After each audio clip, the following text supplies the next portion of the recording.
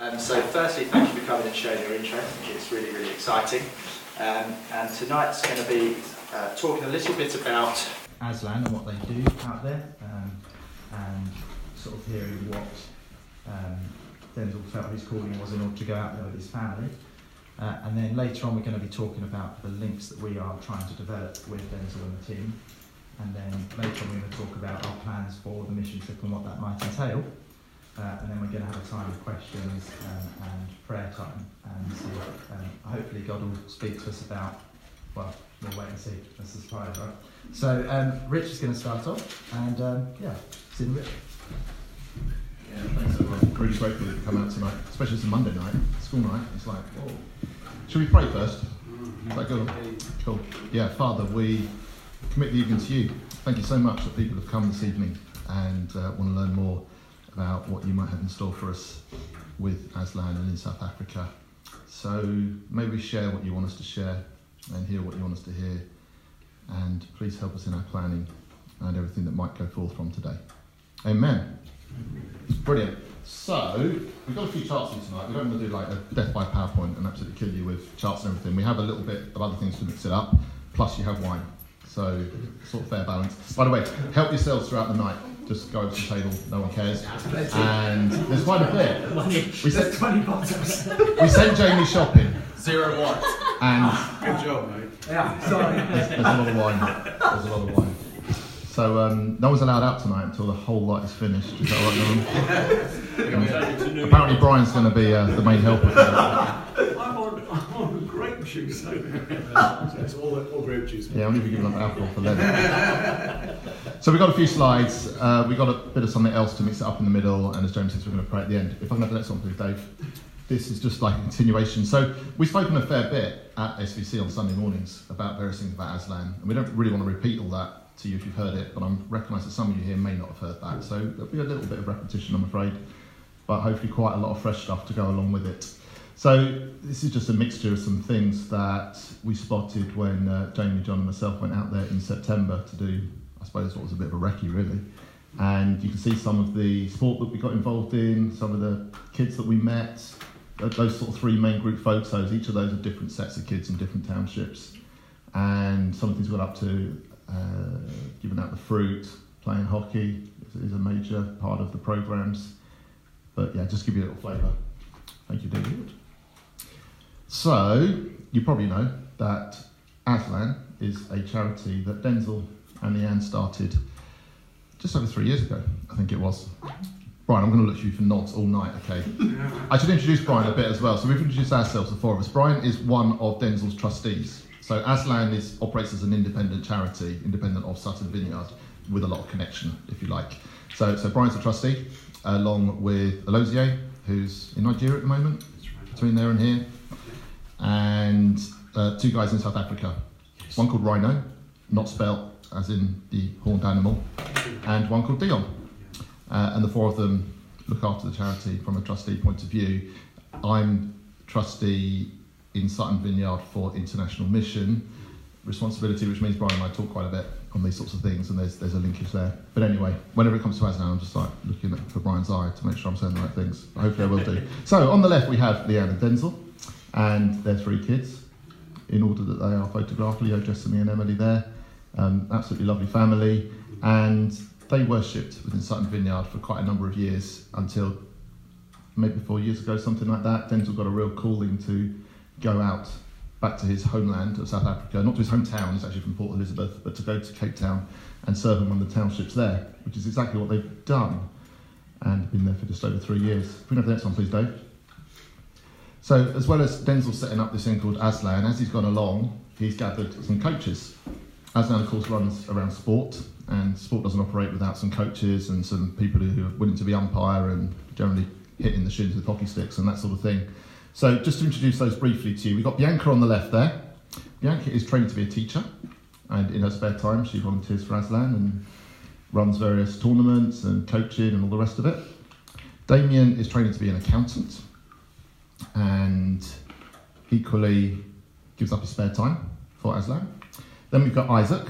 Isaac's a youth pastor, if you like, been a youth pastor for churches in Cape Town. He's originally from Zimbabwe, and he went down to Cape Town a number of years ago. Yeah, and he is amazing on the hockey pitch, and he will definitely take your shins out. In fact, they're all great. They're all absolutely brilliant. Then we've got Rachel. Rachel, let me remember, Jamie, what's Rachel doing this special? She's doing a gap year. She's on a gap year, so she's given a lot of time to Aslan. She's got a lot of free time at the moment, and you know, all these people, they just dedicate so much free time to doing this. A, because they love the sports. B, because they love coaching, and C, because they love God and just want to serve out there. And then we've got Dylan, and Dylan's studying a sports science degree, and again, giving up his spare time. So each of these work part-time for Aslan, whereas Denzel is full-time. Leanne supports Denzel, of course. So that's just a brief introduction to the coaches. And next, we have a bit more to tell you regarding the coaches, if technology works. So bear with us for a few minutes. Do you have any questions at this point, anybody? No? If you do, at any point tonight, just strap your hand up. It's quite informal and relaxed. We've got a Q&A at the end, but we'll just deal with it as it goes, if that's easier.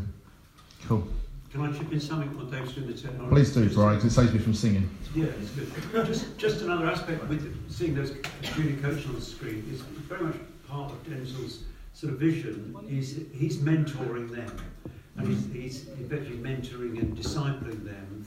So he meets with them on a regular basis for their spiritual development. And I was really pleased that he got hold of the idea. Some of you will perhaps know about something called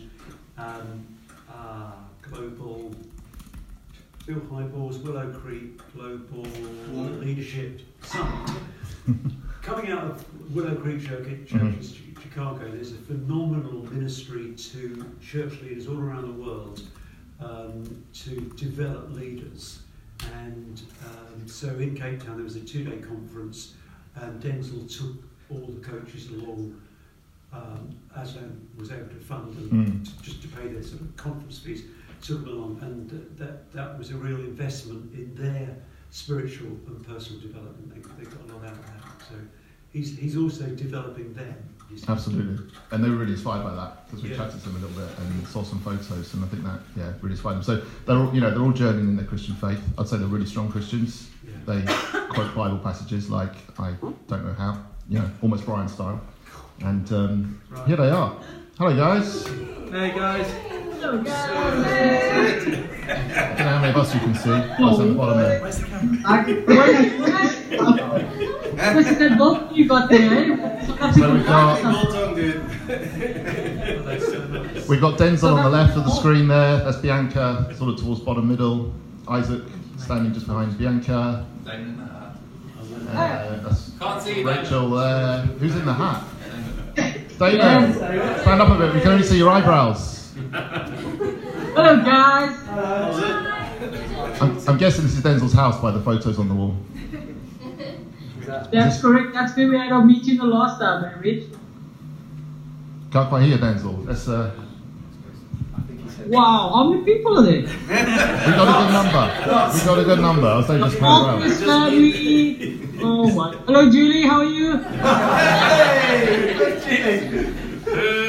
It's not just the people we want you to be impressed with. It's all the South Africa flags everywhere. Yeah, flags everywhere, Denzel. We've got bunting. We've got flags on tables. Dave's going to show you.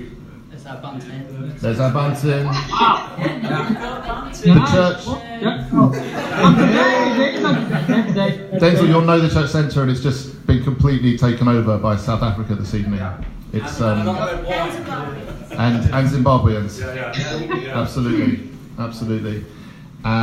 Especially for Isaac. Yeah. So. Can you guys hear us okay then? Yeah. We can hear you okay, but Denzel, if you can put on your best London accent, we'll hear you even better. They do their South London accent. No, it's alright there. Bianca, I don't want to set her up, but Bianca's brilliant at accents. Yeah. Do you South London? Bianca can even distinguish between South and North London accents and everything, so there'll be no trouble at all. And no pressure. The accent is Bianca. The British accent? There you go. Cup of tea. I tried so hard. I lost it, guys.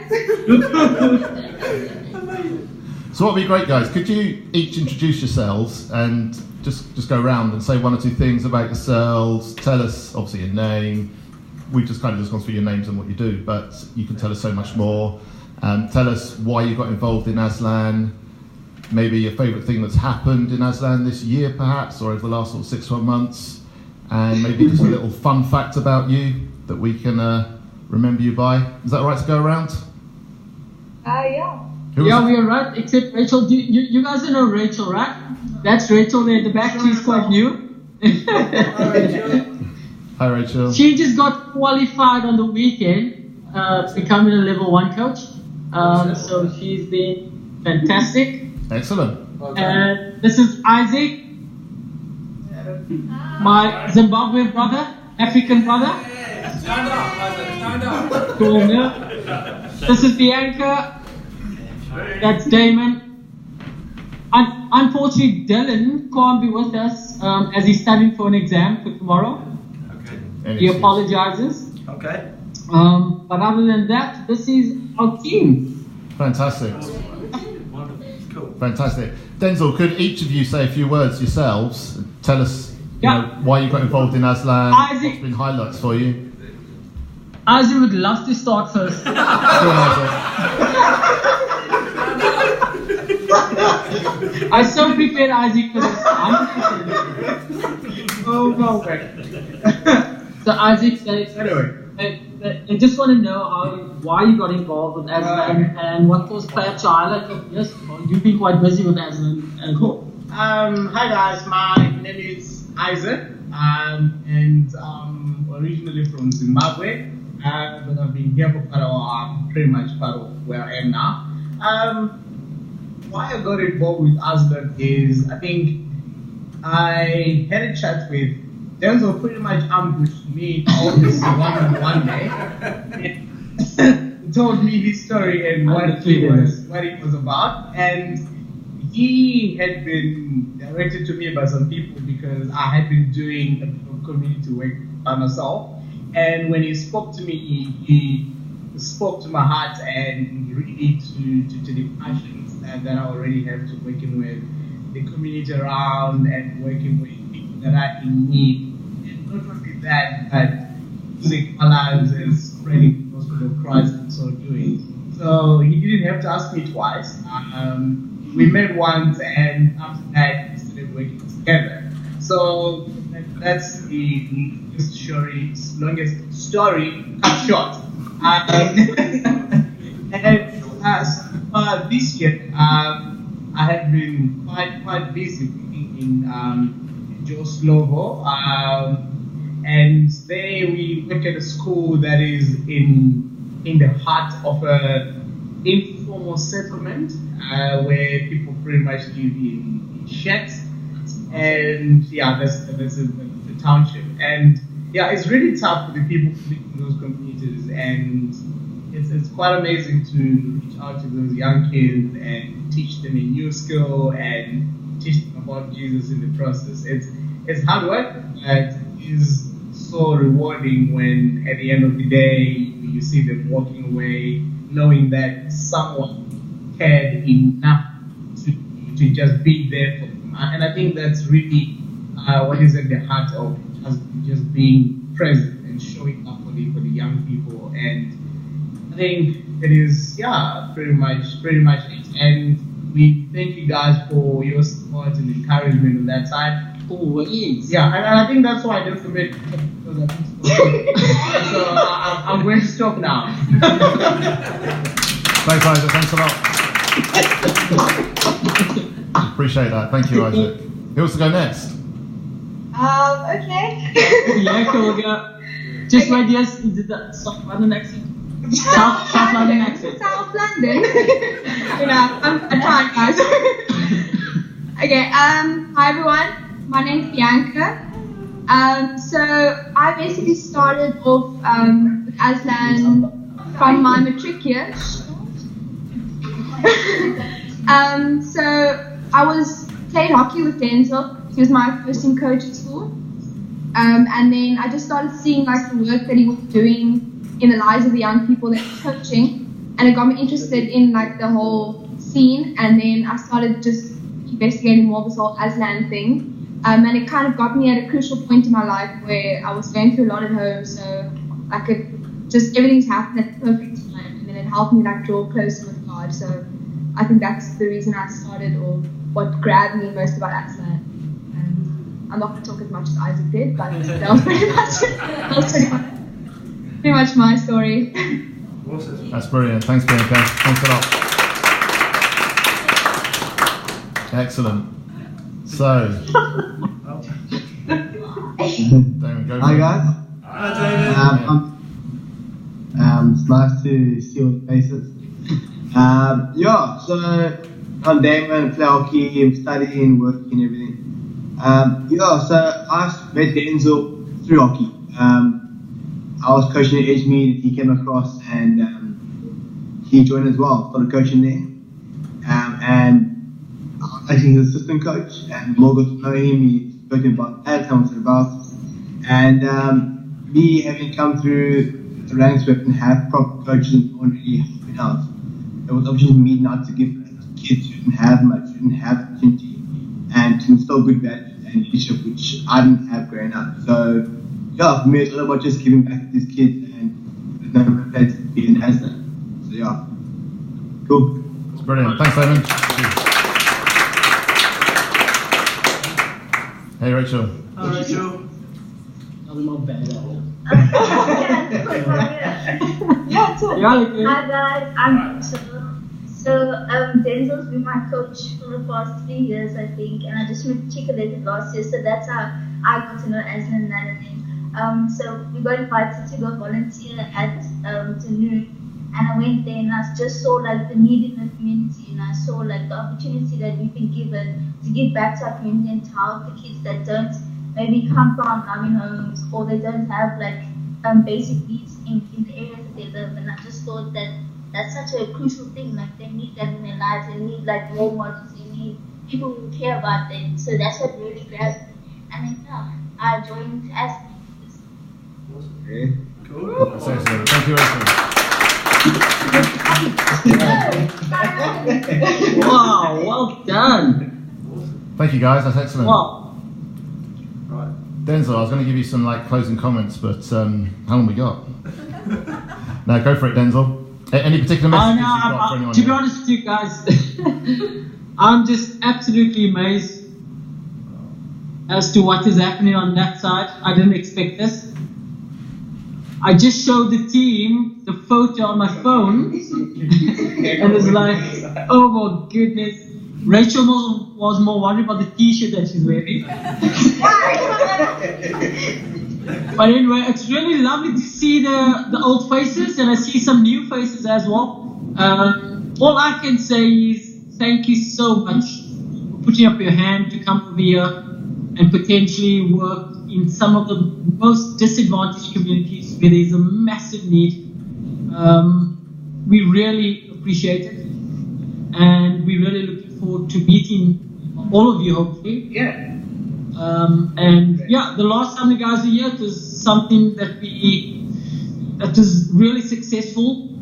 I mean, we had a few prayer walks with the team that was here, and we've seen the fruits of that obedience coming through now as we started in one of the paying schools now in Kuro, which is one of the schools which we prayed for, as well as Edgemead Primary as well.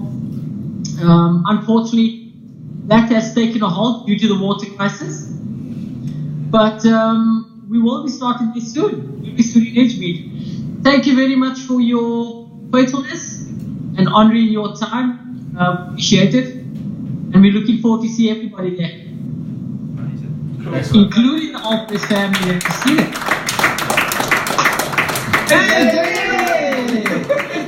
Thank We'll you, do a guys. last little scan around the room. Yeah, We'll give you a little scan around the room before you go. There's more. Everyone give them a wave. I don't know why that's your other way. Hey! John! Wow. Nice seeing you again, Cliff. Chris?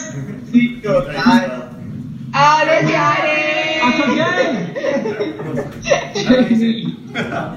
Amazing. And a big hi there to my mentor, my leader, Brian Darren. Thank you, you're a champion.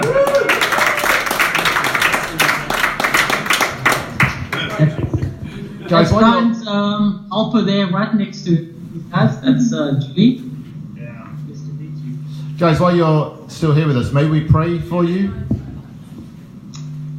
Yes, we would love that. Okay, let's do that. Father God, thank you so much for technology. Thank you that we can see our brothers and sisters on the other side of the world almost in real time. That's just amazing. Thank you so much. Father, we pray that you'll bless them in everything they do. Thank you for their willingness to volunteer and to serve. And we pray for everything they come up against, that you will protect them, that you will guide them, that you will lead them, and you will take them to the places you want them to be, and that the seeds they sow will just grow and blossom into just great things. Father, we pray that you'll help the whole city of Cape Town through the current water crisis. Help them with their daily difficulties, with their limitations there. And Lord, we pray for rain. We pray that that will make a difference for the city. And Father, we pray for every one of Denzel and his coaches. We pray for Denzel's family too, Lord, and their families. Yeah, just keep them safe, protect them, and may they do great things for you. Amen. Amen. Thank you, guys. Amen. Thank you. It's probably getting a bit late your time. Was it approaching 11 o'clock maybe? Yeah. So Also 2 hours on. we'll let you go as it were. Have a great rest of your week, and thank you ever so much. Speak soon, guys. Yeah, and thank you guys. Thank you all. Lovely surprise. See you guys. Love you guys. And appreciate you guys. Wow. Enjoy the rest of the evening. God bless you all. Ah, It worked. brilliant. It works. Great. We just knew how bored you'd be if it was just like a couple of us speaking all night, so just wanted to mix it up a little bit for you, so that's great.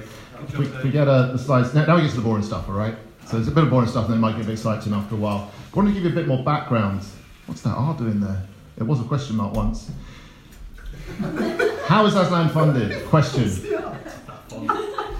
So we want to give you a bit of background. Here's where I really looked at Brian to make sure I got this right. But from the 2017 figures, I did a few sums, and Aslan is mostly funded, or the largest part is from our church, from ourselves. So, as I said from the front on Sunday mornings, we send a set amount every quarter, every 3 months to Aslan, a set percentage which is fixed, so they'll always get that money. But as it's a percentage of our income, we then top it up. It gets a bit complicated on the maths, but we make sure they get the money. And also some people give top-up gifts as well. Some people just ask to give extra money, and we've had one in the last week, which is fantastic. So all in all, that accounts for 60% of the income that goes into the Aslan pot for Denzel to spend very wisely in what he does. And then the next biggest is from paid projects. So this is really important. As well as working in the townships, which is probably the main part you've heard about, they also work in local schools. Not many, and that's something that Denzel wants to get into more, but Denzel goes along to schools and he offers to run coaching programs, mostly in hockey, but he's available for football and other things as well. And he'll take along 1 or 2 of his coaches and actually do sessions for the school to, I guess, boost their own sort of PE curriculum. And for that, they charge and do proper professional work. And one of the things that Denzel's really good at and is enhancing even more is just making it really professional. And it's been of great service to certainly the first school they worked in, or the main school, which is Edgemead High School. Edgemead is a borough of Cape Town where Denzel and his family live actually, and go to church. And that's their first one, but they work in, although got inroads into other schools as well, Edgemead Primary School, and now there's, let me get this right, Currow Century City College, the 4 Cs. It's a bit of a mouthful. But that's one they're working on. We're going to show you a map in a minute. This is how exciting it gets, so you can see where these places are, just to plot it for you. And 2% from other, whatever that is, I can't remember. But you can see that that's their mix of income. And so Denzel's just trying to increase the schools bit to get more money that way. Because as I say, the SVC money is fairly static, but to boost that is brilliant. And of course he spends the money on a number of things. One is his salary, because he's full-time. And so of course he draws a modest salary for doing this. But there's other things they need, like kit and equipment and a car to drive them around to these various places, fuel and all the rest of it. So that pretty much covers their funding. What does Aslan actually do? So I've covered a bit of that already. But yes, it's mixed between the townships and the schools, various sports. Each of their programs, when they go into the townships and do it, it's kind of got 3 main threads. So they'll start off with the sport, they'll do the coaching, they'll have a match. Then one of them will do just a little epilogue, if you like, a little teaching slot. Can be, it's up to 5 minutes, nothing too big. Sometimes, of the ones we witnessed, didn't mention God stuff at all, and sometimes it was really quite evangelistic, actually. Denzel, he can do both, really. So some of the topics we saw them do were on, topics that are really important to kids, whether they know it or not. So things like respect and leadership and teamwork and just getting to work together well. These kids, some of them don't go to school, some of them have a very bare minimum amount of schooling, and whether they learn these sort of topics, we don't know, but it's really good that they can enhance that. And then I put there a bullet food programme, which is overdoing it a little bit, because what it is so far, budget allowing and all the rest of it, is making sure the kids get a piece of fruit to go home with, sometimes 2. So it could be like an orange and a banana, for example. And that's really important, because for some of them, that's the only nutrition they might get in a week, decent nutrition anyway. So it makes sure they get nutrition, but it also gives a bit of an incentive for them to come along, and a little sort of goodbye thing. But that's another thing that Denzel wants to grow and make into something, that maybe does take the title food programme. And I mentioned the programmes in schools, and there's not much more for me to add there. But yeah, they do competitions. They have like some Saturday competitions as well. They run whole tournaments for people to come, because kids love a tournament. Well, lots do, not all, and love to be a bit competitive. So that's just a bit of flavour, a bit more about Aslan. I promise you a map, right? So I love maps. That is my quote of the evening. If we can put it on this, Dave. Don't break my map. Don't break my map. I just wanted to contextualise a bit of this, because I didn't really have a clue when I went. You probably know where Cape Town is. So the one on the left is hopefully not that useful to you, but it's down the bottom left of South Africa. But then I've zoomed in on Cape Town, right? I just want to point out a few things. I don't know how to point at 2 screens at once. I want to point a few things, right? So, this is Table Mountain National Park, bottom left. And Table Mountain itself is kind of around the front of the area. And that is what you see wherever you are in Cape Town, this great mountain. You've probably seen all the tourist photos. So here's Cape Town, here's Table Mountain.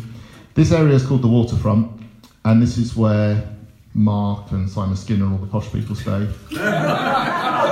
This is a really affluent area. Actually, Simon's going to stay around here somewhere, I think, on a. Oh, we're recording. Hi, Simon.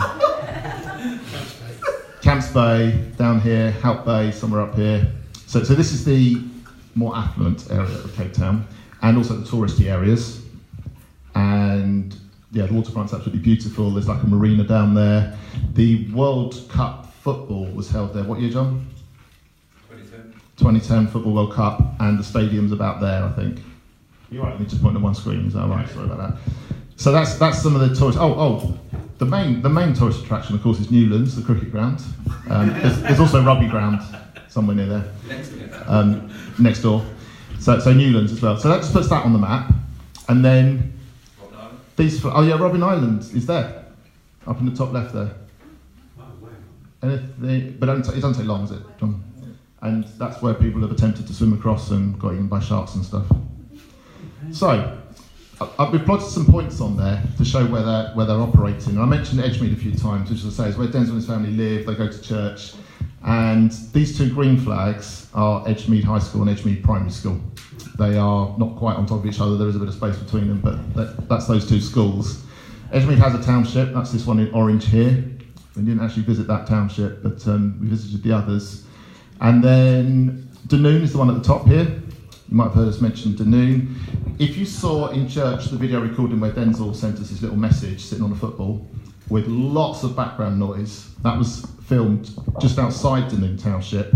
Was that by the motorway? Just by the motorway. So this road that runs up here, this yellow road, goes all the way through the whole country and into Namibia. That's the N7. So it's a very, very major motorway, because it connects most of the country into Cape Town. And there's a junction with another, I'm not sure it is, but anyway, another main road that runs across, and we were like right wedged in there. That's where Denzel held his first ever Aslan event. He rocked up at a bit of flat ground and ran a football tournament and just see who would turn up, and that's where it all started. So that's where it started.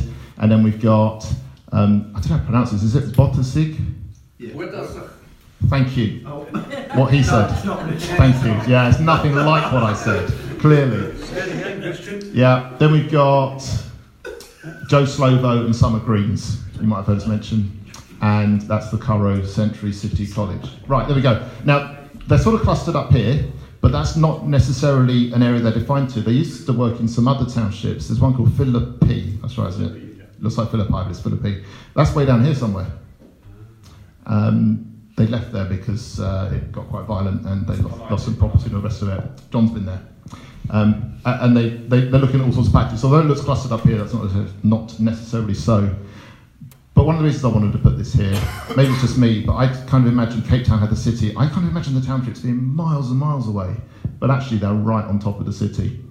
As I say, this is the main touristy area, but you only have to go 1-2 miles and you're into all the township areas. So it's really close. Table View as well. Table View. Which is from Oh, this beach here? Yeah, it's a long, long stretch of sand, and wherever you are, you've just got this amazing view to Table Mountain. So, I know it's a bit dull, but hopefully that just sets a few things for you and lets you know where they are. I'm going to shut up in a minute. I think we've only got one more. If I can, please, Dave. So, look at that title. What's going on? Anyway, there was a quote that we heard when we were there that Cape Town has the biggest gap between rich and poor. Oh, no, sorry. Dave. In the whole world. Biggest gap between rich and poor in the whole world. So it doesn't mean it's the poorest city in the world, but it means the gap is ginormous. And this is a shot I took off of Google Earth, Google Maps, whatever it's called now, and you can get loads of these from anywhere. So township on the left, you see how densely populated that is. Some of these townships are like 30,000 people, officially sort of 4 people to a shack, but quite often it's 12 or more. And then there's often, is the case, there's a bit of separation land, just to make a bit of a gap, just sort of like wilderness land or forest, something like that. And then can you see this wall? That is literally quite a high concrete wall, that one. So you can't see either way. And then this is one of the more affluent neighbourhoods, as you can see, so much more spread out, nice green areas, big houses, and all the rest of it. So it just hit me because it just shows the difference, the disparity so much in one image. And now you get Jamie. Cool. So now you get to listen to me, which is possibly good, possibly bad. So talking about our trip last September, just recapping on that, you can see a selection of photos I put together from the trip, and just to explain to you what the point of that was. So in the top left-hand corner you can see a guy called Pastor Pedro, and that is Denzel's pastor. They have an incredible church there. They run 3 or 4 services every Sunday, and it's completely packed. We steered Jason away from that building because it's so amazing. We didn't want to give Jason ideas. I mean, it is utterly insane. If you come out, honestly, it's incredible. And yeah, this guy is amazing. And we just chatted with him and planned for a couple of hours what we were going to be doing that week. And he was sort of talking to us about the area as well, and his story. And then you can see some of the pictures are of John playing some sports with the kids and getting beaten. And then you can see some kids praying, one of the sessions there in Summer Greens. Denzel was praying, and all the kids joining as well. And the bottom left-hand photo you can see is the church, so that's all the seating they have. And then, there's Rich there taking a selfie, a little kid with a plastic gun playing by the bins. And then you've got us on a prayer walk on the top middle. We went on a prayer walk to pray for loads of the schools and to develop links with Aslan. And in the bottom middle there, you can see us all sitting around a table planning.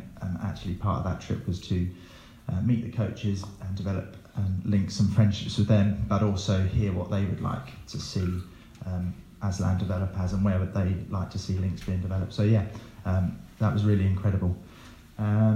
So our prayer walk in the top middle there, we went around to loads of schools and loads of sites and loads of townships. So it was a really incredible time.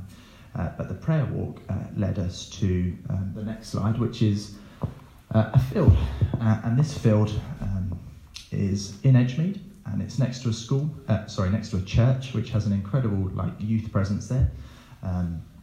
It's a really fantastic place. It's a beautiful field. And you can see just a few other photos. Really, you'll have just seen the middle one before. But some of the photos, so you can see there's little bits of barbed wire around the field. There's some snake holes in it. There's a power station next to it. And then there's a Denzel praying with his hand up as well in the field.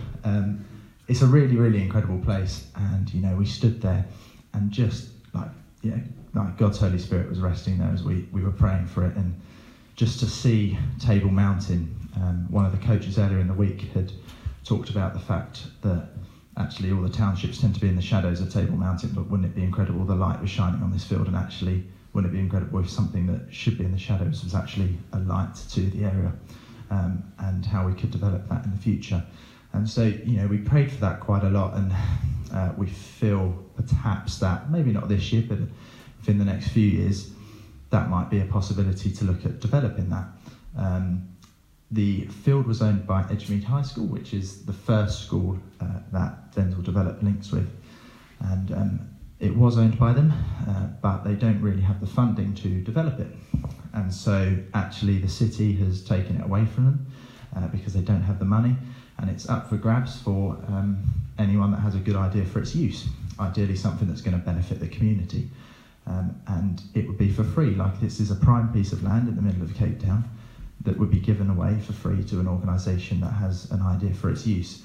And so we perhaps think that one of the options is that we might get this field and over years might develop it so that Denzil and Aslan and all the coaches can have their own HQ on there, and they can have sports pitches on there, and all the kids from the local townships, because it's right in the centre of all the townships as well, the kids can come there and they can play all their sport. And we'll have links with the local church as well, and all the youth there can come, and it would just be the most incredible place. However, at the moment we're struggling to find a contact for that field. We don't really, although we know that the city owns it, actually there's so many different departments, as within the council and that, and we're trying to find contacts, and no one knows who really owns it or has control of it.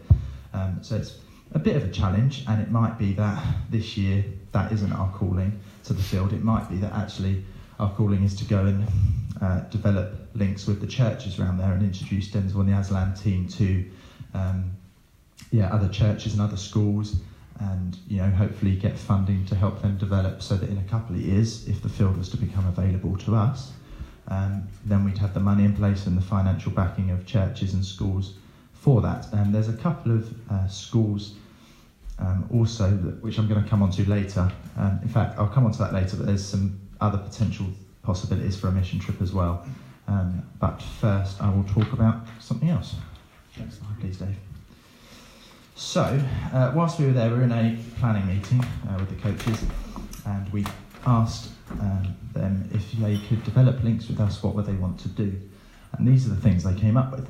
So there was a mentoring program, more of a buddy-buddy system. Initially we saw it as a mentoring program, but actually these coaches are so faithful and they know their Bible so well that actually there's stuff that we can learn from them as well. But it'd almost be a role reversal, they'd be mentoring us. So actually, really it's not a mentoring program, it's more of a buddy-buddy system.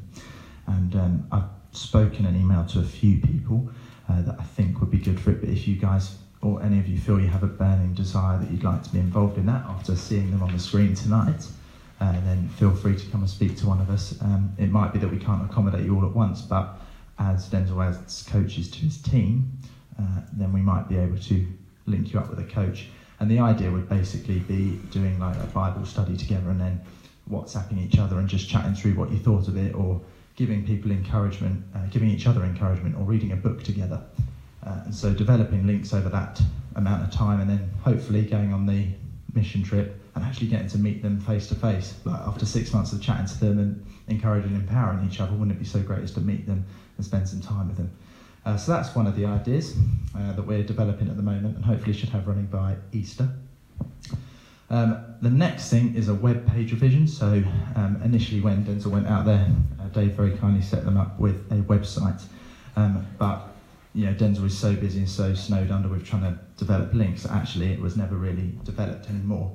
And so Steve Newman and Dave have been working on that tirelessly recently, and it looks absolutely incredible. There's still a few little things to do, but it's completely transformed, and it really is an incredible website now. Because the whole idea is that we're trying to make Denzil's Aslan charity look not like a business, but look incredibly professional, so that when he goes and develops links with other schools, they see the website, they see a brochure, they see photos, they talk to other schools that have used him, and actually it looks incredible when he can get more funding. So that's the plan eventually. we'd like to develop their social media, or at least have a strategy to help them go in the right direction, maybe give Denzel a bit of training. So if you feel that that is your calling, then again, come and speak to us. So the brochure is essentially just going to be, Michelle Noyle's actually helping with us at the moment, but it will basically be a little folder with a load of sheet inserts to explain what Denzel does and how it works, and the costings of different projects and things. And then that's to give to the head teacher of the school or whoever, as he is in a planning meeting with them, again to show that he is a professional charity. We'd like to develop their branding a bit more, so when they go and set up into these townships, having signs to show, Aslan's here, this is what it's about. Some nice signage like we do on a Sunday at church. Team kits, really, they are buying it at the moment, but they might just need some funding from us for that, but they've got designs for themselves. Fresh funding ideas, actually, we could do with some help with finding them new ideas and ways to fund. And actually, some of you that are from South Africa might be able to help us with that a bit better, because ideas that might work here don't necessarily work over there. And then obviously there comes the idea of a mission trip. So, I'm not going to sit here and say we've got a complete plan for a mission trip, because that would be lying. Actually, we don't. We have some ideas. We have nothing certain. Again, perhaps the field, but perhaps not this time. There is a school in one of the townships called Joe Slovo, and honestly, I walked in there and I thought I was going to a prison. It doesn't look welcoming, it doesn't look like a school. It's got bars on the windows, bars on the doors, because people that don't have homes come and sleep in there at night. It's not a pleasant place necessarily, not for kids to, these are primary kids, not for primary kids to learn. So that might be a potential thing that we do, is we go out there and we freshen it up and paint it and make it all look kid-friendly again. It might be that we build Denzel a HQ. Actually, we saw a load of containers over there, like shipping containers, and for a cheap price, actually we can, or even if we say we're a charity, they might give them to us for free, get a load of containers, and the mission trip might be furnishing the containers to house Denzel and the Aslan team, so that they have a HQ for their meetings. Again, it's part of making them look professional and a bit more permanent. It might be that we run a sports week, just teaching kids sports in different townships. Ultimately, the plan would be to send a few people off on the mission trip each day to go and work with Denzel, to go and see what he does in the townships whilst everyone else is doing the project that we are going to do there. And as I said earlier, it might be that we just, whilst we're doing that, we're networking with local churches, and again, witnessing the works in the local townships. We're hoping to do it this autumn. We don't have a specific date. It depends on the people that want to come, whether that might be October half term or November. October half term we've made available in case people working in education want to come. And November, well, those times are generally better weather, so actually if we're outside building something or painting something outside or running a sports course, we want the weather to be nice. So really, we're thinking about that time of year. There's going to be a time of prayer later on, and one of the things that we're going to ask you to pray about is actually for perhaps some confirmation on what we might do, because actually, we have some ideas, but I was reminded, I thought I'd better get a Bible verse in here somewhere. Sorry. I was reminded, I was reading the Bible earlier, surprise, and Proverbs 16 verse 9 says that we can make our plans, but the Lord determines our steps. And I was reminded that, we might want this field, and we could do loads with it, but actually, God might not want us to do that right away. He might not want us to do it for 2-3 years. Actually, we'd love to give Denzel a HQ, but maybe that is in 5 years' time. So, some prayer for confirmation of what we might be able to do this year is what we're going to be asking for later on. Next slide, please, mate. So, fundraising, costs. Probably some of you have seen that price and gone, are you having a laugh, Jamie? Actually, it's probably going to be at the bottom end of that £1,000 to £1,200 figure. But actually that cost covers flights, accommodation, internal travel costs, food, and a couple of the activities, so climbing up Table Mountain and going to the island. Robin Island. That's the one, Robin Island. So there's a few things, well, pretty much everything is covered in that. And actually it might be that, if the flights come in cheaper, depending on when we book them, we go, well, we don't actually need you to raise that much now, we might only need you to raise £900. But that is to give you a top figure so that you know what to expect. And we're expecting that individually you would fundraise or provide that money for yourself to go, and that the communal fundraising would be for the project that we are going to do. So actually, if we go and paint the school, well, we're going to need materials, we're going to need paint and all of those sorts of things. Well, that'll be what the communal fundraising is put towards. The individual fundraising is for you personally. You might want to go and run a marathon if any of you are super fit, Brian. You may want to run a marathon. Actually, some of you may want to just do a sponsored silence or whatever. So yeah, that's the plan for the fundraising. Brian as well. Sponsored silence. Amazing. A couple of the communal fundraising ideas we have is that obviously a quiz night always goes down well, but one of the things that we are hoping to do later this year is a promises auction, like a charity auction, and hopefully raise a fair amount of money with that. So look out for that. I think that's it on that one. If people have got ideas for that. Yeah, if people have got, if you guys have got ideas for the charity auction, or promises auction, there's stuff that you'd like to provide, promise, then again, come and let us know. But we will be doing a later notice of that in the church, closer to the time. The planning for that is probably going to be about June time at the moment.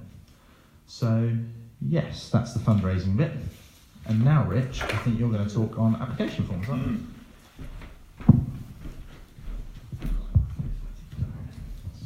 Thanks. Thank you. You don't know what you just said to me, but it's not repeatable. Right, so if you've listened to that and you think, that's me, I'm going to raise those funds, I'm going to do a sponsor, whatever, and I really want to come to Cape Town possibly in the autumn, or if you're sitting there thinking, I might go away and think about this and pray about this and speak to my family and whatever, either way, we have an application form. And it all sounds very formal, but we want to do this well. We want to make sure that people who are coming are up for it, know what's going to happen, and are serious about things. So we have devised this form. Jamie is passing them out. Brilliant. It's based on a form that was used for the Sri Lanka trips that SVC used to do, modified slightly to make it appropriate to this trip. There's quite a lot in there. We don't want to be scared or put off by the volume of questions. There are a lot. But as I say, it's to make sure people are serious and know the sort of thing expected, and to make sure we know a bit more about you and what you might be able to bring to the trip, any sort of like accommodations we might need to make for you, that sort of thing. So, do take that away with you. Have a think about it prayerfully. Fill it in if you think that's for you, and send it back to one of us, see us at church, whatever. Or email it. Yeah. Or email it, whatever's easiest for you. If you want a digital copy, just probably ask us. Ask us. If you want to do it on a Word document or something and just type it, then we can do that, whatever's easiest for you. Now, we set the deadline as 1st of April. It's not that far away, is it? It's what, 2 to 3 weeks away, Easter Sunday? That's partly because we were going to meet on the 2nd of March, of course, before the snow put other means to that. So we've already sort of lost 10 days or something. But the main thing is we just want to get on. We just want to get on with stuff and get into the year. So sorry you've only got 2.5 weeks to do that. But yeah, hopefully that's fine for you. So do take that away, think about it prayerfully, and fill it in if you're only slightly interested. There you go. Back to you, Jamie. Is it? Cool. Okay. So now is the time for questions, and to get another top up of wine, obviously. But yeah, now's the time for questions, should you have them, and hopefully we'll attempt to answer them. It might be that you don't have any questions, or you need to go away and think about and digest. But yeah, if there's any questions, now's the time. Around when you're out there. Yes, so hopefully we will look at hiring a minibus, and either Denzel or Leanne or one of the church will be able to drive us around to and from the area. So that'll be the internal travel costs, really. Yeah. You'll stay in the same place? That's the plan, will be to stay in the same place. Actually, I was looking on like Airbnb recently, because if we take a team of 12 or whatever, it becomes a bit difficult to house where we stayed before. But there are places out there relatively cheaply for us all to stay as a team. Yeah. Yeah, we stayed in a guest house when we went out there, which had 4 rooms. Wasn't massive, just 4 rooms, a little communal area, lovely and all that, and very, very, very cheap. The guy who owned that owns a few more, like one just down the street and that. So it really depends on the size. If it's quite a small number of people, we would probably first look to use those. If it's larger, we'll look to use elsewhere. But we've started to explore some options. But yeah, staying together would be the ideal, absolutely. Yeah. Any other questions? Yes, the location of the piece of land. Mm-hmm. You indicated it was near a power station. Yeah. You got a map again, Dave? Yes, get out. Yeah. So when you stand on this land, right, and you look at Table Mountain, it is the most beautiful piece of land. It's a bit bumpy in that, but as you sort of look across, it's still green and grassy, and you've got Table Mountain at the top. If you turn left, there's a great big power station, which isn't so sightly, as you might imagine. That's probably part of the reason why the land hasn't been developed already. Get it up on Google Maps now. Okay, but to show you, the land is quite near this road junction, quite near that intersection. Although not that near that you can really hear it. I can't remember hearing traffic that much, but it's around here somewhere. So, there's no scale on here, but that, I'm guessing 3 or 4 miles from the centre. Yeah. We're just That's about 3 or 4 miles. Show it, Rich. You can find the land on there. So what you've got is, Edgemead High School is in Edgemead, and then they've got sports pitches which are a bit out of town, a bit out of Edgemead area. And there are 2 cricket pitches, like made up cricket pitches that are in use, partly for the school, but the school also rent them out for Edgemead Cricket Club and other things. And then, so this is the piece of land we're talking about here. Can you see these are 2 cricket pitches? See the wickets in the middle here. So this is Edgemead High School's cricket pitches. Edgemead School itself is over here somewhere. And this is the plot of land that is available for, as Jamie said, for charitable use. Yeah, there's a church here, Linkway Church, which apparently has a big youth movement within the church. So we haven't explored, but we're just wondering if we could maybe get the church involved as well, because it's right on their doorstep. Here's some fairly good, fairly affluent neighbourhood. And here's the power station. Look at the size of that.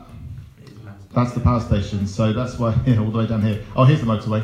I don't really remember hearing cars and that, No. but I suppose we would have done, because it's just there. It was quite windy that day, so we probably heard the wind more than anything. But yeah, the power station obviously sort of blights it a bit if you turn left. But if you look straight, you're looking this way, you're looking straight at Table Mountain. Yeah, it's not too far from where Denzel is, but yeah, coming down here is towards the touristy areas down here. Century City's got like big shopping centres and that sort of thing. Sort of a well-developed area. Yeah, so that's the land. Next to Summer Greens then. Yeah, Summer Green's just across there. Yeah. There you go. So there's the field. So there's a view, there's a power station, all the lines. But if you swing to the right, guys. Dream, isn't it? It's the dream. Yeah, it's cool. Sorry, it's Rich. Yeah, if you swing to the right, and keep so yeah, there's Hope Mountain there.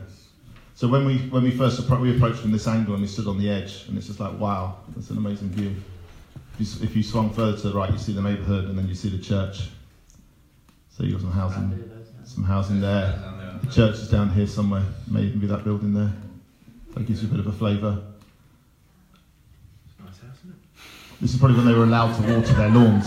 I don't know how much you know about the water crisis, but when we were there were signs everywhere about only flush the toilet every 3 uses, I think is what it said in our hotel room, Jamie. Something like that. Jamie. Oh. I had to share with Jamie, and you only allowed to flush every 3 uses. My goodness. And it's like, while we were there, it was quite high up on the BBC News because the MP for Western Cape, which is the state that Cape Town is in, announced that she only showers twice a week. And she publicly declared that and encouraged everybody else to shower twice a week. But it's got so much worse since. So then there was a cap, I seem to remember 80 litres a day per person, which sounds quite a lot, 80 litres, but that includes everything. So that's not just your drinking water, your 8 litres a day of drinking, but it's your washing yourself, washing your clothes, everything else. Then it was 50 litres a day, and I think it might have even gone lower than that. I'm not sure. So it's, and they're saying it could be that in modern times, the first city to actually run out of water in modern times. That's the church. So they had what did they call it? A day zero. Yeah. Day zero was in April, but then they had a couple of days rain, and then now it's moved to May. Is that right? Yeah. So day zero is in May. Even further. Yeah. Has it gone further now? Yeah. Oh, that's brilliant. And that means if there's no more rain, that's when they literally run out of water. But Now 17% sticks in my mind. The reservoirs were at 17% of what they should be, and that's when we were there, and then it got worse. So they really are very low on water, and you think, with all modern technology and that, just send them some water, but you can't send massive volumes of water. So yeah, there you go. Sorry, massively long answer to a question. I can't even remember who asked it about the land, but that's the land. Yeah. Would it just be one mission trip, or would you be thinking about doing some future years? Yeah, our thoughts, God willing and all that, is that future years. So a bit like where the Sri Lanka trips went back every year, it would be the same thing. It would be going back every year. So the first trip, we would imagine, but we don't know, would be quite a small one. Maybe sort of half excuse me, half exploratory and half doing stuff. And then that would just grow and grow, hopefully. Yeah, sure.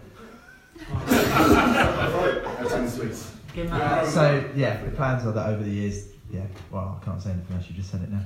They would grow and grow. So but also it depends on what we do. Actually, without 100% knowing what we are going to do, it becomes very difficult to know on numbers. So actually, if we were going to furnish a whole HQ or paint a whole school, well, actually, the more the merrier. 10, 15 people would be great. Or if we're just going to run a sports course, maybe we're going to only ask for 8 people. So yeah, it just totally depends. And ultimately, only 2 of you might apply, and we'll have to go. Well, that's what we got then. So yeah. Is it for a week, 7 days? Yeah, 7 days, with the option actually, if you'd like to stay out longer. I'm going to try and do that myself, is to stay out longer and actually go and experience some of Cape Town and South Africa. But yeah, that's the option. So you'd leave on the 19th of October if you're doing it half term, and come back on the 27th, 28th. Yeah, so it'd be Friday night to us Sunday. Yeah. Yeah. So one thing to add: the flights are so much cheaper if you do a 2-legged flight.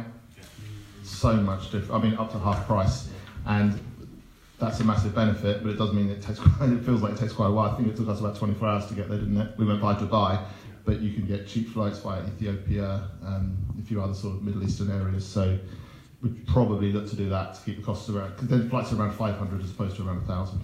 And that makes a big difference. So account for 24 hours travel each way, and then 7 days in the middle was more what we were thinking. Yeah. Brian? When the questions are finished, can I add something? Can I just insert something? You can insert something, of course. Can I put it? Yeah, of course you can. Any more questions before Brian inserts something? Derek?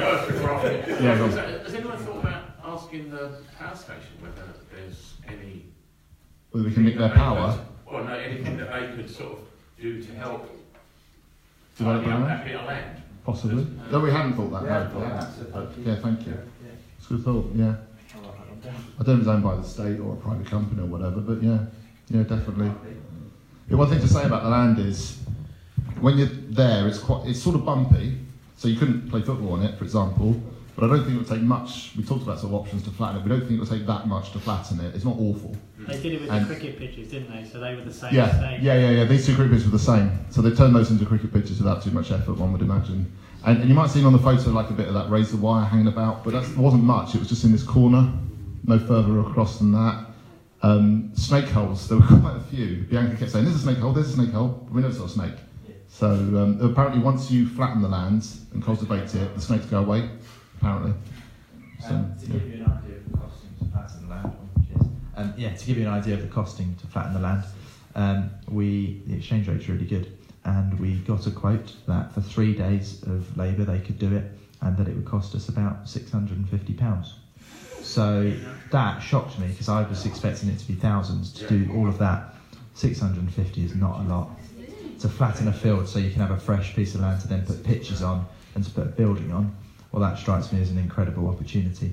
But again, if the field's not for this year, it's not for this year. And who knows, maybe it's not for a few years. So again, that's just something to pray into. The containers? The containers. Cost of a container, and how many containers you thinking? So we're not 100% sure on costings and how many. To be honest with you, it's very early days. That was just one of the options. There are some charity companies that do it for nothing. Yeah. It's making sure, that's why we want to make Denzel's the charity look really professional, so it's not just some bloke turning up and saying, it's legitimate. Yeah, absolutely. Were you planning to put the containers on the field then? So. Yeah, quite possibly.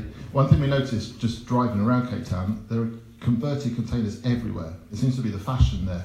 That people take these, you also see these massive mounds of shipping containers that are just sitting there dormant, because obviously it's quite a big port. But yeah, lots of conversions. We saw this sports pavilion, in fact the sports pavilion in Dunoon, where they converted a bit of land, must have had 9 or 10 shipping containers put up in like a pyramid. And so like one of the containers would be the guys' showers, one would be the girls' showers, one was an office, one was a changing room. They were, I can't describe it, I've got a picture somewhere, but they were dotted around to make this really great looking pavilion, presumably at quite a low cost, because they're just ex-shipping containers that have been, you know, rubbed down and painted. But it seems to be the fashion out there, and that's where we just got this idea, hey, we could just do something, you know. At the moment, Denzel runs Aslan from his kitchen, literally. He's got his laptop on his kitchen counter and he's got his phone there, and he does all his, you know, calling up the coach and everything else from his kitchen worktop. And if he's really going to grow Aslan, as is the plan, then to have some sort of HQ, just a recognisable building, that only means that he can work there in a bit of peace with 3 young children and all the rest of it, but also it's the landmark. This is Aslan, and if people want to come to it, I'll run things from it. That's where he is. So that's sort of where the idea started to grow from. The reason why we've got quite a few question marks around whether the trip might involve the field or not is because when we went to the field, it just looked so obvious. It's like, it's an amazing place, it's available for charitable use, it's got great views, let's develop the field. But, as Jamie was saying, Denzel's been sort of pushing the door on that, and sort of everyone he's gone to has referred him to someone else, and we're not really, despite lots of pushing on Denzel's part and our part, we're not really getting very far, and so we're praying, you know, God, do you want us to use this field? Because if so, can you show us it a bit more clearly, and can we start to get somewhere? But, yeah. Any more questions before Brian? Yeah, go Chris. Last one sort of goes back to the kids, which is the whole reason they're there, yeah. We're going out there. When you've spoken about doing sport with them or any sort of thing, is it just a certain set of sports that you can do, or can we go out there and do other sort of sports with them? Yeah, great question. So hockey is their main sport, and that's because Denzel was an Olympic hockey player, and it all stemmed from that really. The coaches have got qualifications in hockey and coaching, so that's the mainstay, that's the sort of first sport they teach. But they definitely do soccer, football, they call it soccer, I call it football. They definitely do football, and we saw some of that. But there's no reason why it can't be any sport at all, really, you know, cricket, rugby, whatever. I understand hockey's pretty big. Possibly. Oh, yeah, absolutely. One of South Africans mentioning sports in primary schools is hockey, so that's because Denzel's his passion, and that's where a lot of his coaches, so a lot of Bianca and Rachel, and then that's where he met them through teaching them at the high school. So a lot of the sport is around that, but like Isaac would say he's not that at all. So he does a lot of football as well and other sports. It's not just, they're not limited to, they do train up. And I think, what's the other guy, new guy? Dylan's more than cricket, so that's where his skills are. So But let's not teach the South Africans too much cricket, right? Yeah. Or rugby. Yeah. Do the girls get involved in the sport as well? Is it Absolutely. Yeah, I'd say it was 50-50. The kids that turn up. I think that's more like the ladies actually, isn't it? Yeah. And as you saw, you know, the coaches, there's a balance between males and females. What was interesting was when they turn up in a township, they don't know how many people are going to turn up. So they go on the same day every week. So, you know, Dunoon might be Friday afternoon. So they just expect kids to turn up. The kids know it's 3 o'clock on a Friday, whatever it might be. I remember when we went to Dunoon, Denzel said it could be anywhere from 40 to 80. He just didn't know. And probably about the time they started, it was about 40, and by the end it probably was about 80. But on another day, 30 might turn up. And it's sometimes because there's another event going on, because things aren't very well coordinated there. And sometimes it's because the weather's not so good, or it could be a whole number of reasons. But either way, wherever we went, I'd say it was a pretty even balance. It was pretty much 50-50 everywhere. Yeah, definitely. Any other questions? Go on, Sarah. I was thinking, is it quite safe there? That's an excellent question as well. Speak for yourself, but I felt safe. Certainly, security seems to be stepped up there. And by that I mean, on most of the private dwellings, it said armed response guard or something. They obviously pay for a company to be an armed response guard, and that's sort of like, whoa, armed? We don't have that. And there's quite a bit of barbed wire around people's properties. But I never felt unsafe. I personally felt safe as I would in London or something, which isn't always particularly safe. But Obviously, being with Denzel and Leanne, we know where we were going, and that's a big help. So it's not like we're going out there and we're wandering around aimlessly. There was some instances where, obviously, I've been out there twice now, and you would go, and Denzel's like, John, and I went, oh, okay, yeah, okay, and he's seen stuff ahead of us, and it's more in the touristy areas where you're more dangerous rather than out and about. So it's actually, when we went down to somewhere called Hart's Bay, which is a very touristy place, that was the only place where I was like, Rich, put your camera away. Shooting away with this long zoom lens and everything, and John's like, put it away. And there were 4 or 5 guys, weren't there? Coming to follow us, and we were like, put it away, Rich, put it away. He's like, oh, okay. But that was about, and that, because it was a touristy place, and they're looking for tourists in there, but in the surrounds, I think we were very safe, even going into the towns. They were very safe, and they were more appreciative, weren't they? Yeah, I didn't think it was open tourists, so yeah, good question. I think if we were going to the townships at night, on our own without Denzel, yeah, that's asking for trouble. But actually, we're going to teach kids sport and give them food. Well, no one's there to attack us doing that. And actually, we're with Denzel, who's a South African that everyone knows. All the kids know. They're all playing around. Yeah, there's no one. I personally didn't feel unsafe in those situations either. Agreed. Any other questions? Okay, Brian. It's all yours. Hey, thanks. Bear with me. Yeah, you can have the view. First thing I wanted to say is just how amazing it is that these guys are getting stuck in. Rich and Jamie, John, Dave too. Master of technology over there. It's just brilliant that you got stuck in and that you're doing what you're doing. You've been and seen and all that. It's great. I'm sort of wearing an Aslan hat here. I've been immersed in this, I think, for 6 years. I think I started kind of discipling Denzel at his request in 2011, and I've met with Denzel kind of at least monthly until he went out in 2014. And a lot of the time he's kind of talking about, he's got this vision, he's got this vision, he's got this vision. And I guess it comes to a point where I said to him, so when are you going to do it? I've got to do it. Yeah, the vision, But anyway, that's by the by. The main thing I wanted to do was, as well as thanking these guys for getting stuck in the way that they are, is to just say a little bit about the fact that when the three of you went out to Cape Town, you keep looking at your watch, Richard. I'll get real insecure. It was also coincidentally at a time when Jason was in Cape Town doing some teaching.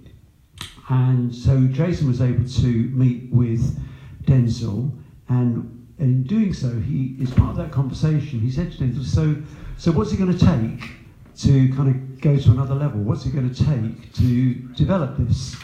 And Denzel said, well, the best thing would be if we could have alongside me, one of the coaches was full-time. Because basically there comes a limit to what one guy with a number of part-timers can do. Because Denzel's going to be the guy who leads development. He's the person who can represent Aslan on the ground in any new relationship. But actually, he's very limited in the extent to which he can do that, because he's actually delivering. He's delivering service. He's still, as it were, contracted to generate income, going into schools, particularly Edgemead High School, to actually deliver coaching and generate revenue. His diary is full. Basically the guy's run off his feet. And the Aslan finances, and this is where I put on my Aslan trustee hat, have been so much more predictable and secure since SBC and SBC trustees really got their shoulder behind it and said, right, this is what we're going to do, we're going to support at this level, which has been the case now, I think, Rich, for 2 years, which has been absolutely brilliant. But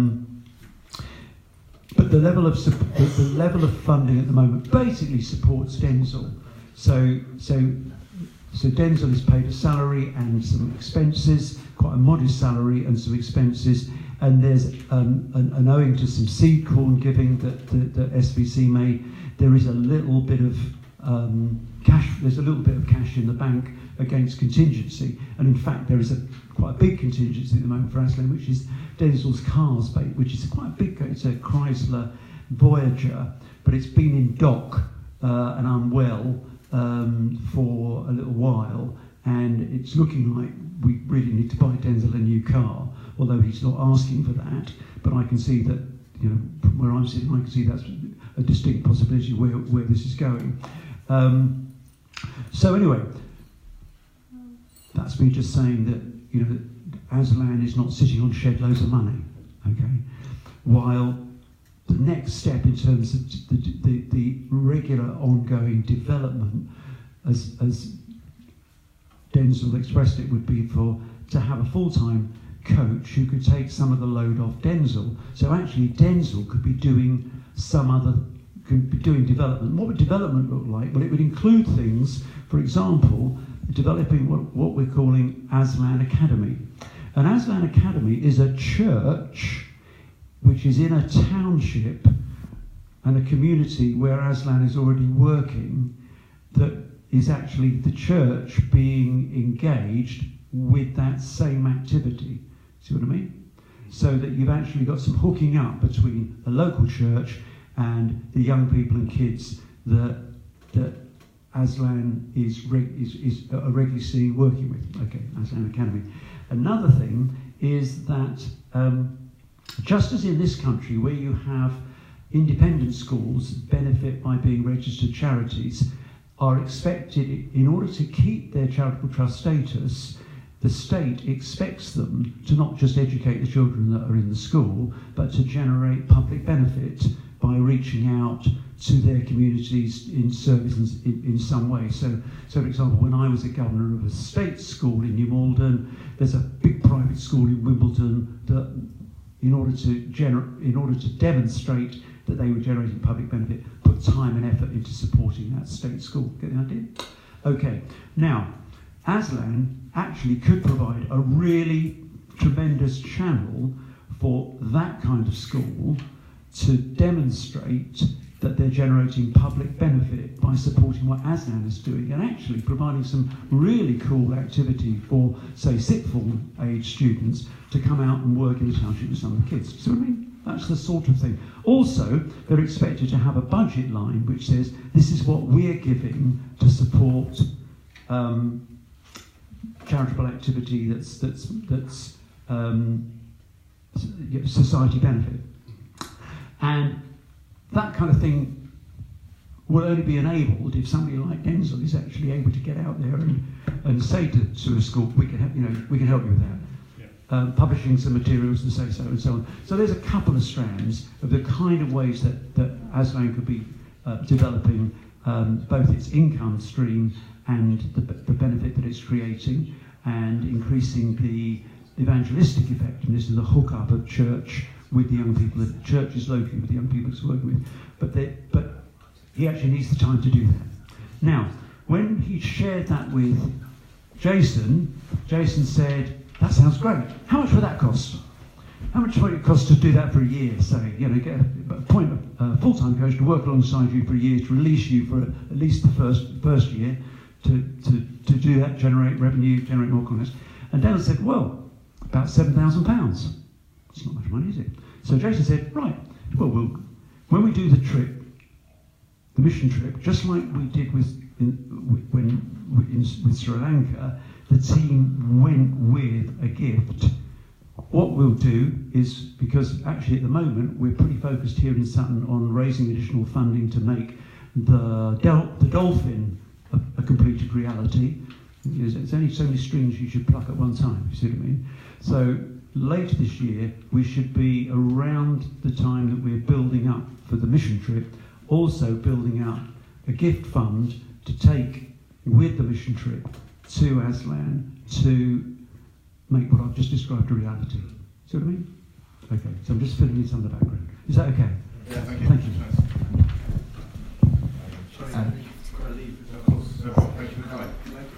Thank you so much. Thank you guys. Cheers. See you later.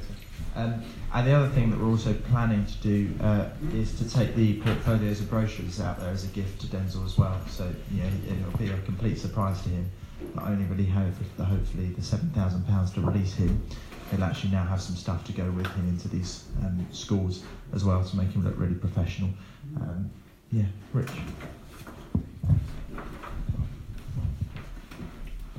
So very last thing, and then we'll let you go. It's getting on for 10 o'clock and people at work tomorrow, education tomorrow, whatever.